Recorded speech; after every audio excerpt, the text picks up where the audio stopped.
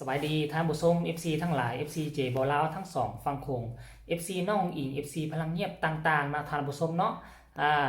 มื้อนี้ก็หนาวเนาะทุกคนฮู้บ่ว่ามื้อคืนนี้เข้าฤดูหนาวมาแล้วดันมามีฝนตกมื้อคืนนี้ฝนตกเมื่อคืนเริ่มจากแต่ประมาณ3 ทุ่มจนฮอดตี 4จึงเซาอยู่ทั้งหลวงพระบางเด้อเฮ็ดให้อากาศหนาวเย็นเข้ากระทันหันเนาะคลิปแรกก็บ่ได้เว้าได้ว่าเกี่ยวกับเรื่องดินฟ้าอากาศแต่มาแนมเบิ่งตนเองใส่เสื้อหนาเสื้อกันหนาวขนาดนี้ก็เลยถึงเนาะครั้งนี้นี่เจเบาลาวก็จะเอาเรื่องราวเกี่ยวกับศิลปินทั้งฝั่งไทยมาเล่ามาเว้ามาต้อนสู่ฟังเนาะในขณะที่พวกเฮาน่ะมัวมันกำลังสนับสนุนแล้วก็ลงไหลไปนํเรื่องวงการหมอลำของประเทศไทยโดยเฉพาะคือ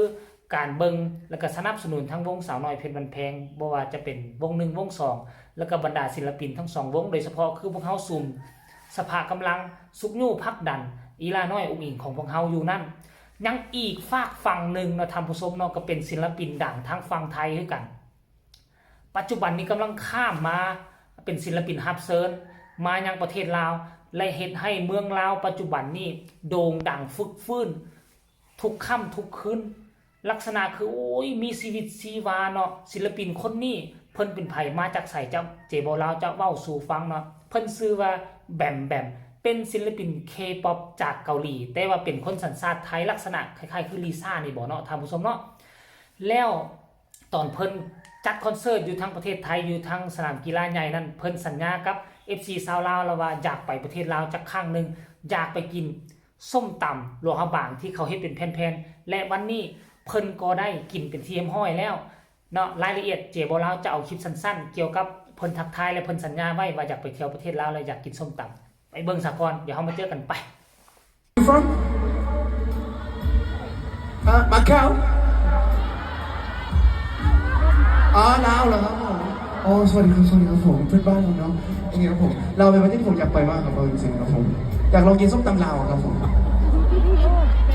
ที่เขาขูดเป็นแผ่นใช่ไหมครับได้ครับตำให้ผมกินได้ไหมนะยินดีต้อนรับเสมอนะครับได้ครับผมเดี๋ยวผมจะหาโอกาสไปนะ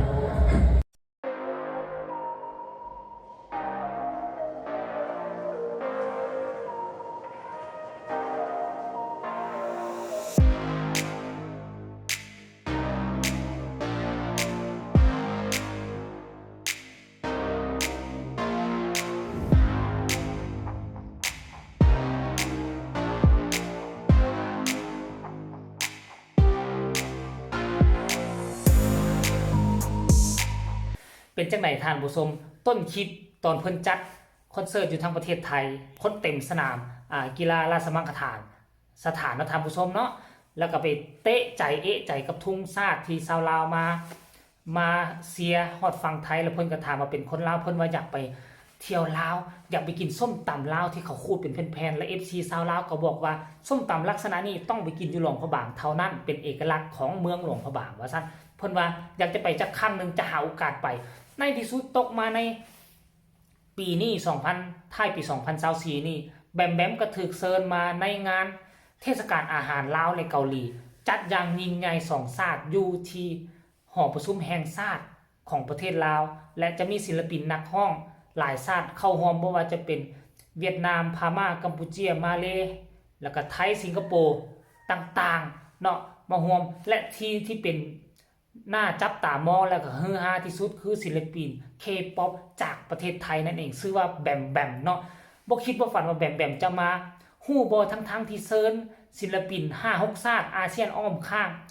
แต่ว่าป้ายโฆษณาตามถนนหนทางที่มีห้างบริษัทของเราไปซื้อป้ายโฆษณามีติขึ้นป้ายรูปของแบมทั้งนั้นบ่ว่าจะอยู่ประตูชัยก็มีรูปแบมออกจากสนามบินมาก็ 2-3 ป้ายใหญ่ๆตันทางไว้เลยเป็นรูปแบมเบิดท่านผู้ชมออกจากที่พักไปหาม่องที่วางแสดงสินค้าและอาหารก็มีแต่รูปแบมและแบมก็บ่เฮ็ดให้ประชาชนชาวลาวผิดหวังบ่เฮ็ดให้ผิดหวังคือจังใดคือแบมบ่รังเกียจอาหารลาวบ่รังเกียจวัฒนธรรมลาวเลยชาวลาวให้การต้อนรับแบมจังไดแบมก็ตอบแทนด้วยความอบความอุ่นความจริงใจคืนมานอกดังที่พวกเจ้าเห็นคลิป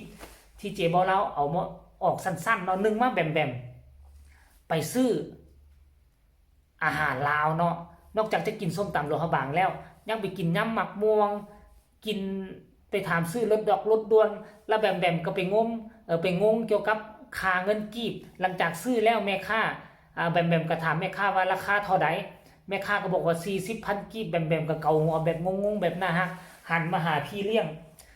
อัน40,000กีบคืออะไรคืออีหยังว่าซั่นเด้ ก็คือ 40,000 กีบน้องแม่ค้าก็เลยบอกว่า 40,000 กีบโอ้ 40,000 กีบเข้าใจเพราะว่าไทยจะเว้าว่าหลักหมื่นเฮาเอิ้นว่าหลัก10,000ก็คือ 10,000เนาะท่านผู้ชมเนาะอันนี้ก็คือความน่าฮักและก็ความแบมบ้างโตลักษณะนี้คือเฮ็ดให้ FC ชาวลาวแฮงอินดูสงสารแฮงฮักแฮงหอมเข้าทุกมื้อนะท่านผู้ชมเนาะค่อยยอมรับว่าค่อยบ่ฮู้จักแบมจนกระทั่งแบมเข้ามาทัวร์คอนเสิร์ตอยู่ลาวได้รับเชิญมางานอาหารเกาหลีและลาวและมันเป็นไวรัลบ่ว่าค่อยจะปัดไป YouTube ทั้งไหนบ่ว่าค่อยจะเข้า Facebook มองใดหน้าเพจใดแต่คือเห็นเรื่องราวข่าวเกี่ยวกับแบมนี่เด้งขึ้นมาตลอดค่อยบ่ฮู้ค่อยจึงเข้าไปค้นหาว่าแบมคือผู้ใดมาจากไสเนาะเข้ามาค้นแล้วโอ้แบมเป็น K-pop ดังอยู่ทั้งเกาหลีแล้วก็ประเทศไทยแล้วก็ทั่วโลกแล้วก็หน้าช่องทีวีต่างๆเขียนว่าแบมจะเห็นหน้าแบมออกมาเต็มเลยสรุปแล้วแบมคือประชาชนคนไทยแม่นบ่แล้วไปเข้าทั้งวง K-pop ดังอยู่ทั้งเกาหลีลักษณะคือลิซ่าเนาะต้องขอซื้อเป็นลักษณะนี้แม่นบ่เนาะถ้าผู้ใดเป็น FC ของแบมเป็นแฟนคลับของแบมเนาะถ้าเห็นเจบ่าวลาวเนาะซึ่งเป็นบ่าวลาวบางเลยเนาะได้เห็นคลิปนี้แล้วออกมาเผยแพร่แล้วมีคำตำหนิติชมจังไหนก็สามารถส่งมาข้อมูลใดบ่ครบบ่ถ้วนบ่ถึงบ่ต้องก็ขอให้ FC ทั้งฝั่งไทยเข้ามาตำหนิติเตือนและส่งข่าวมาให้เจบ่าวลาวได้เนาะเพราะเจบ่าวลาวก็เกิดมีความสนใจในตัวแบมเนาะพวกตัวแบมเป็นลักษณะดังดารานักห้องดังขนาดนี้นะเป็นถึง K-pop เกาหลีนะแต่กลับมาเอาชนะใจคนลาวได้แล้วบ่รังเกียจคนลาวประเทศที่ยากจนประเทศนึงนะแห้งเฮ็ดให้คนลาวฮักคนลาวหอมเนาะดีใจไปกว่านั้นคืออยากกินส้มตำที่เขาเฮ็ดเป็นแผ่นๆโอ้ยเนาะฮู้ฮอดส้มตำลาวแบบเขาเฮ็ดเป็นแผ่นๆแบบส้มตำตำรับหลวงพระบางและผ่านมา 2-3 มื้อนี้คือแบมเป็นคนโพสต์เองน่าจะเป็นแบมตัวจริงเนาะโพสต์ส้มตำบอกว่าได้กินแล้วแล้วพร้อมกับแอดใส่ว่าแฮชแท็กหลวงพระบางบ่แน่ใจว่าหลังจากที่จบงานอยู่ที่ทั้งเวียงจันทร์และแบมจะลอยมาเที่ยวหลวงพระบางก็เป็นได้เพราะเป็นเมืองท่องเที่ยวยอดนิยมอันดับ1ของลาวอยู่แล้วท่านผู้ชมแล้วปีนี้ก็ติดอันดับ3ของโลกบ่ที่เป็นจุดหมายปลายทางที่นักท่องเที่ยวต่างประเทศอยากมาเที่ยวที่สุดก็คือหลวงพระบางนั่นเองบ่ซื่อว่าปัจจุบันนี้แบมอาจจะอยู่หลวงพระบางก็เป็นได้ท่านผู้ชมพอเพิ่นแฮชแท็กว่าหลวงพระบางได้กินแล้วส้มตำเป็นส้มตำแผ่นลักษณะซ้ำ2 นิ้วคือสุดยอดศิลปินยังว่าแหละเป็นอย่างคนลาวจึงไปต้อนรับอยู่สนามบินแทบแตกกะงงว่าศิลปินสิงคโปร์มาเลเวียดนามกัมพูชาพม่าเซิร์นมาคือกันแต่ว่าบ่มีประชาชนคนลาวคนใดที่ไปจองที่น่ะเพื่อต้อนรับแบมอยู่ทางสนามบินพวกเจ้าเอ้ยบ่ว่าจะเอารองเท้าบ่ว่าจะเอากระเป๋าบ่ว่าจะเอาตุ๊กตาไปวางจองที่จองคิวเรียนคิวจะต้อนรับแบมอยากให้ใกล้ชิดแบมที่สุดโอ้โหค่อยงึดว่ะดังขนาดนี้เลยเฮ้ยคนลาวสมัยก่อนเคยเห็นแต่คนไทยไปรอท่านักศิลปินนักห้องที่มาจากเกาหลีไปกรีดไปห้องไปลั่นไปขอจับมือสมัยแต่ก่อนลาวบ่มีเด้อลาวบ่ได้เปิดกว้างเรื่องนี้ถ้าผู้ใดเฮ็ดแล้วนี่พอเมตาลดว่าบ่อับอายขายขี้หน้าชาวบ้านชาวซองเขาไปกรีดไปห้องไปลั่นอยู่บนสาธารณะแต่ทุกมือนี้ลาวก็เปิดกว้างแล้วคนลาวสามารถเฮ็ดได้เนาะเป็นเรื่องที่ดีและสนับสนุนยินดีนำนักห้องทั้งฝั่งไทยบ่ว่าจะเป็นอีล่าน้อยองอิง